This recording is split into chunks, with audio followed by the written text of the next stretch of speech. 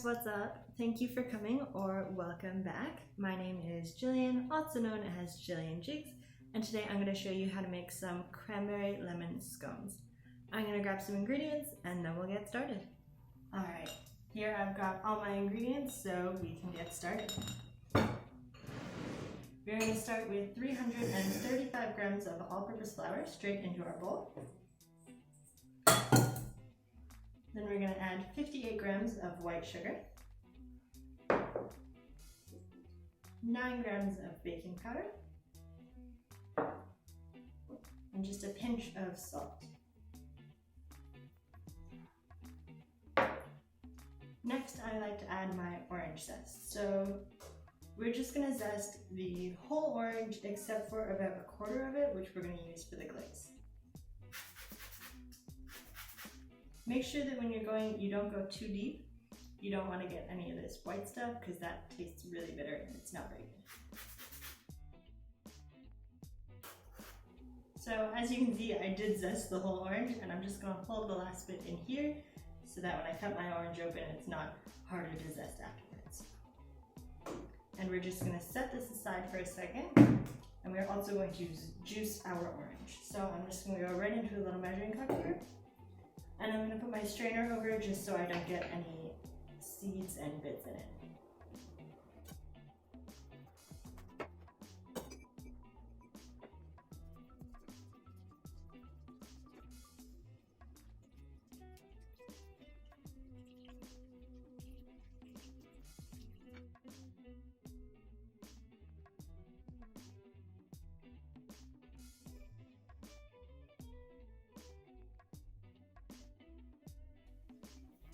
Okay, so as you might have been able to tell by my struggle, this was not a very juicy orange, but that's okay. That's why I measure it the way I do, which you're about to see.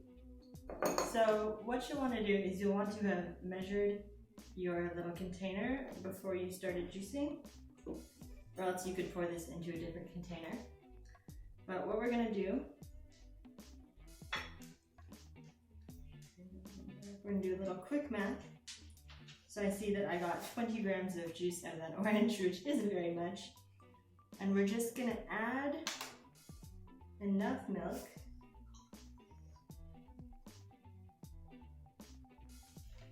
that we get 170 grams of liquid.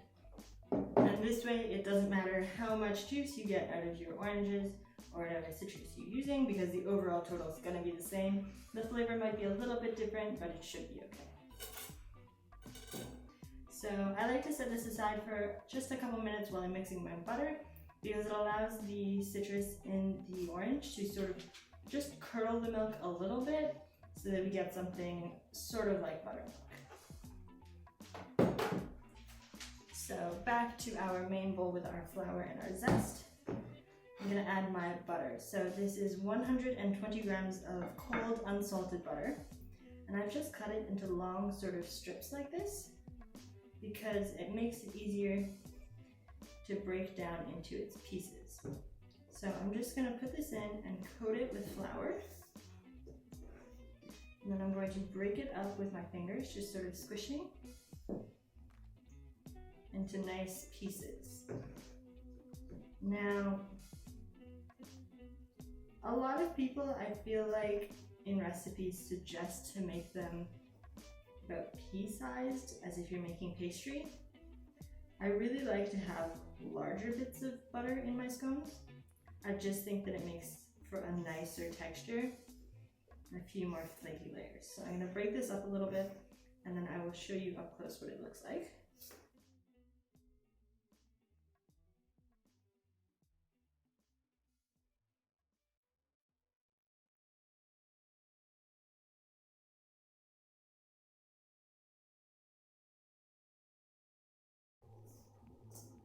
Okay, so as you can see, hopefully, these pieces are still a fair bit larger than pea-sized.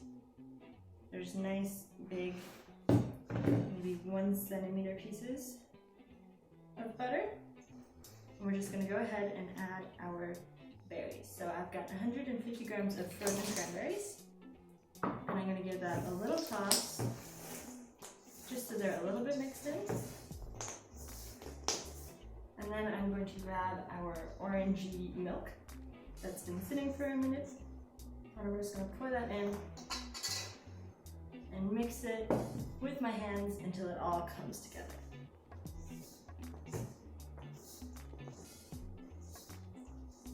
You want to try to do this as quickly as possible because you don't want the butter to melt, because then it'll mix in more than you want it to and you won't have as many layers in your scones. Okay, so this is looking good, and I'm just going to turn it out onto my table here.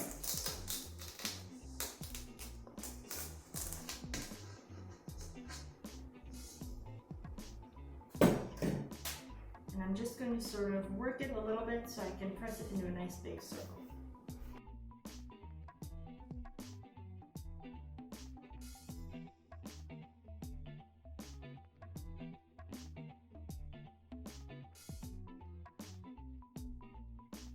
Okay, so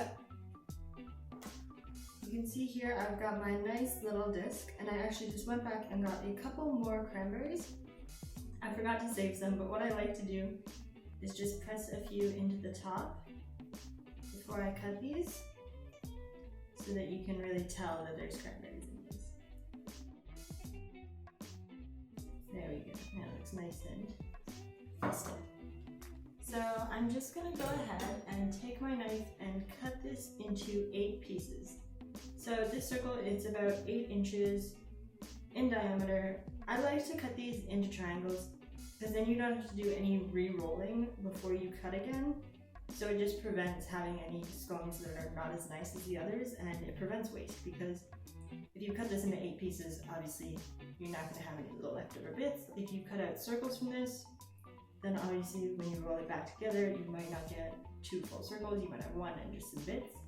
So I like to do it this way, but it's up to you. So I'm just going to cut this into 8 pieces. So just in half, half again, and I've got 4, and all those into halves as well.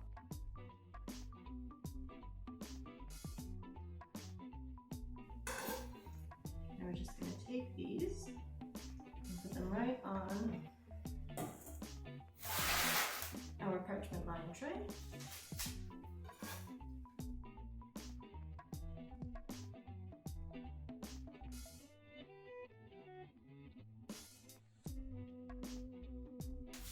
And these are going to go into a 425-degree oven for about 20 minutes. While my scones are in the oven, I'm just going to show you a quick little glaze that I like to do just to put on top of them. Now, this is entirely optional, but because cranberries are a little sour, I really like to use this. So here I've just got 130 grams of sifted powdered sugar, and here is just the zest from that orange that we used in the rest of the scone. I'm just going to add these all together. And then I've also got the juice from the other half of that orange that we used in the scone. And I'm just going to add enough of this to get the consistency that I'm looking for.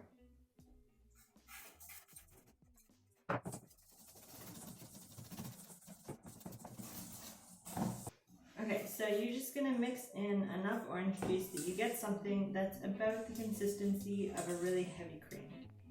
So it's nice and you're able to drizzle it, but it's not like water thin. You can do it a little thicker if that's what you like, but I just like enough that when you dip it in and turn it over, it runs off and you get a nice sort of shiny glaze on your scone. So that's it. We're just going to leave this and come back when our scones are all done. Okay, so as you can see here, my scones are all done. They are not hot out of the oven. They have been out for a minute or 2. They are still rather hot. Look at these. They're all nice. And you know they're done when they're nice and browned on top as well. Got a nice even brown on the bottom. So, while these are still just a little bit warm, I am going to dip them in my glaze. I'm just going to give it a little whisk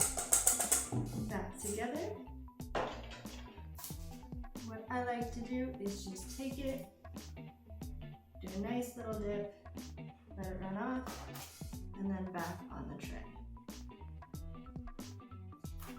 If you do something that's a bit of a thicker glaze, then you can maybe just leave these on here and drizzle it on top.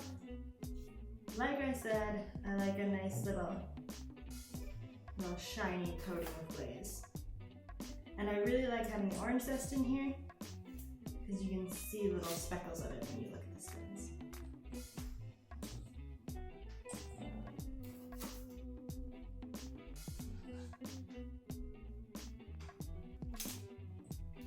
Okay, and there we are. Those are all of our scones, nice and dipped and ready to go and still nice and warm out of the oven, so you can eat them now or you can let them cool a little bit and have them later. I'm going to do a little bit of cleaning and then I'll come back and we can try them. Okay, I'm all done and I've got this nice little pile of scones here. Before I try one, I am going to mention that of course you can make these any flavor you want. It's really easy to sub out the orange and the cranberry. You can change it pretty much for any citrus and I really like frozen berries, so you could do like a lemon raspberry or you could do a blackberry-lime would be interesting, I think. As well, it doesn't have to be citrus and berries, you can do something like apple cinnamon. It's really easy to make substitutions is what I'm going to try and say. So I'm just going to go ahead and rip into one of these. I'm just going to maybe show you all the layers. Ah, look at how nice it is.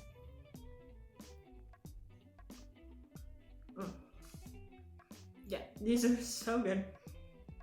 Again, I really like the glaze on these because cranberries can be a little bit sour, but the sugar really helps to balance that out. Anyways, I hope you like this video. I hope maybe you make some scones for yourself, and I hope you come back so I can see you next time.